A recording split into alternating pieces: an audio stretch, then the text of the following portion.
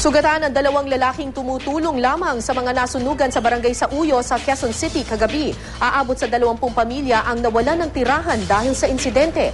May news to go si Mav Gonzalez. 2 lalaki ang nakuryente matapos mahawakan ng kable ng kuryente sa nasunog na residential area sa barangay Sauyo, Quezon City alas 6 kagabi.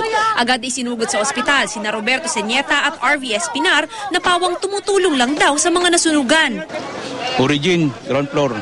Under investigation pa ang cause. Nasa 10 milyong piso ang tinupok ng sunog na umabot sa ika-4 na alarma. Nasa may harap ako ng bahay.